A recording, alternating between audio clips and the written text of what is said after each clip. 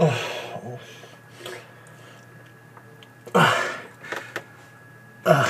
the fuck? What happened last night? Motherfucker. I need to do my review for Hangover Part 3. Oh, I can look good. Oh, okay. Alright. Hey, you guys. I am 22 Tiger Dude, waking up from this insane hangover. And I am going to review the Hangover Part 3, even though it doesn't have a hangover. But anyways, this is going to be the final installment of the Hangover franchise. And in my honest opinion, I like the first Hangover.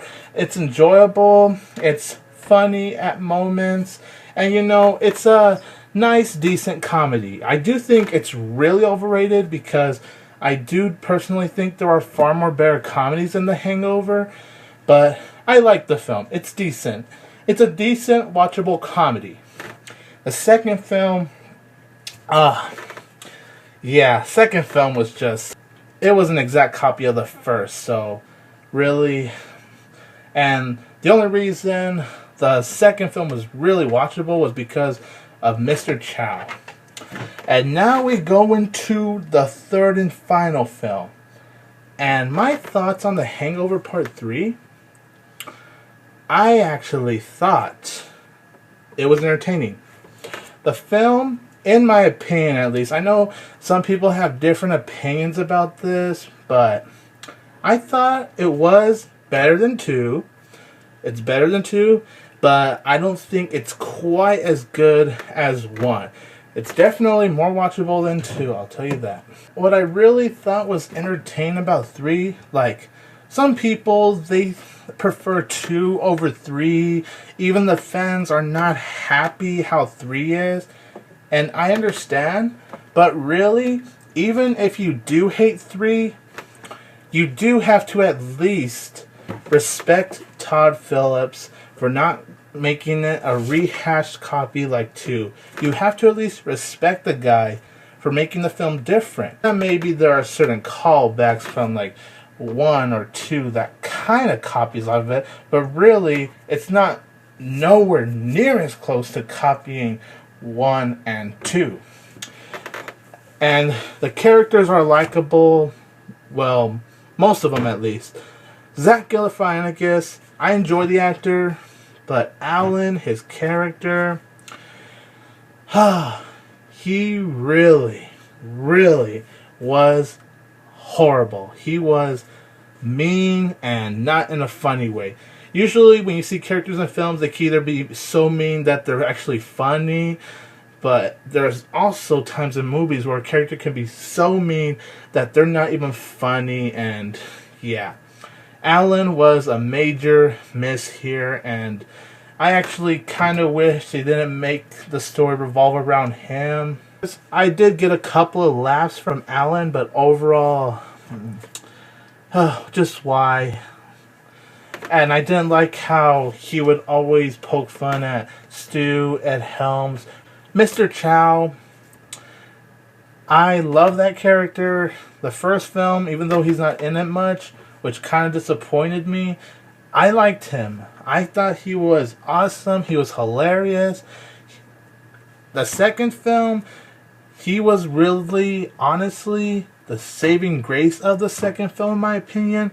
He's the reason why it's actually watchable. Like, it was barely watchable with him saving it, but without him, the film would have been one shitty, unbearable film without Mr. Chow in there, to be honest. And this third film, oh man, I didn't really like Mr. Chow here. Like, I found him more enjoyable than Alan, but sadly, the character I loved in 1 and 2, he's just meh here. He's meh. Like, he did make me laugh at some moments. Some of the moments he did or said, I did laugh. And they were good laughs. Or chuckles. I just couldn't really stand Mr. Chow. He was annoying in certain moments, and I do agree how there was too much chow in this film.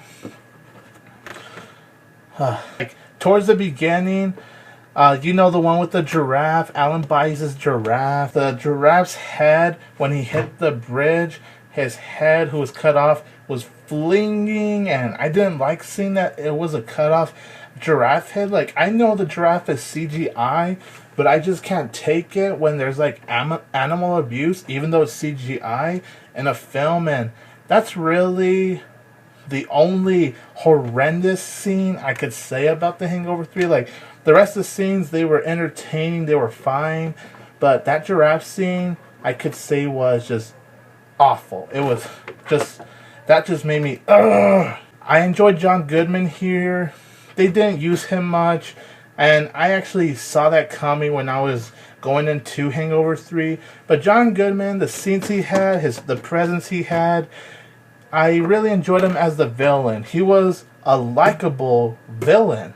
Like, I know he was mean, and I know this guy actually meant serious business, but I found him likable. I mean, for goodness sakes, he's John Goodman. And you could tell, even though he wasn't in this film that much, the dude enjoyed his presence in The Hangover 3. And that's nice. Bradley Cooper, of course, we've seen him in Silver Linings Playbook, The Place Beyond the Pines. I love both Silver Linings Playbook and The Place Beyond the Pines.